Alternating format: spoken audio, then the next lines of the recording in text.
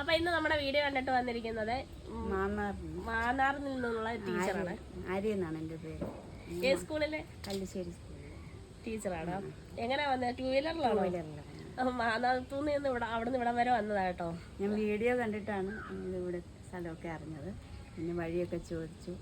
പിന്നെ വന്ന് കണ്ടു. എനിക്കെല്ലാം ഇഷ്ടപ്പെട്ടു. ഒരുപാട് കളക്ഷൻ ഉണ്ട്. നമ്മുടെ ഇപ്പം ഞാൻ ഇതുവരെ വീഡിയോ കാണിക്കാത്ത നമ്മുടെ ഹോയ ചെടിയാണ് കേട്ടോ.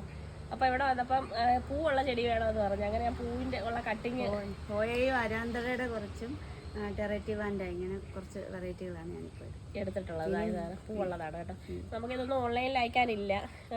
ഓൺലൈനിൽ നമുക്കിതൊന്നും സെയിൽ ചെയ്യാൻ ഇപ്പം ഇല്ല. അപ്പോൾ കുറച്ച് പ്ലാന്റേ ഉള്ളൂ. അതിപ്പോൾ അവിടെ ആരെങ്കിലും വരുമ്പം എടുത്തുകൊണ്ട് പോകും.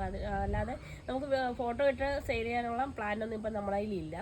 ഇനിയിപ്പോൾ അടുത്ത സ്റ്റോക്ക് വരണം. എന്നാലേ ഈ ആരാന്ത്രയും ഈ ടെറേറ്റോ വാൻ്റെയൊക്കെ നമ്മുടെ കയ്യിൽ കാണത്തുള്ളൂ. അപ്പോൾ നമ്മുടെ കയ്യിലുള്ളത് ഫെനോപ്സിസ് ആണ്.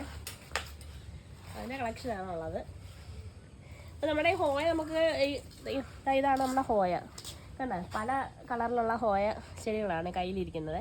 അപ്പോൾ ഇതിൻ്റെ കട്ടിങ്ങാണ് ഞാൻ കൊടുത്തിരിക്കുന്നത്. കണ്ടോ, ചിലതിനൊക്കെ നല്ല മണവും ഉണ്ട്. അപ്പോൾ ഇത് നമുക്ക് ചകിരിച്ചോറിനകത്ത് വെച്ചിട്ട് ഇത് പിടിപ്പിച്ചെടുക്കാൻ പറ്റും. അത് ബഡാണ്, ഫുള്ള് ബഡുള്ള പ്ലാന്റ്സ്. മുട്ടുള്ള ചെടി വേണമെന്ന് പറഞ്ഞുകൊണ്ട് ഞാൻ ആ മുട്ടുള്ള ഭാഗം കട്ട് ചെയ്തെടുത്ത് കൊടുത്തതാണ് കേട്ടോ.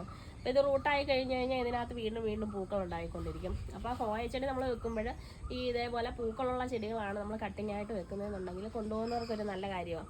കാരണം പിന്നെ ഒരുപാട് നാൾ കാത്തിരിക്കാതെ തന്നെ ഇതിനകത്ത് നിറയെ പൂക്കളുണ്ടാവും.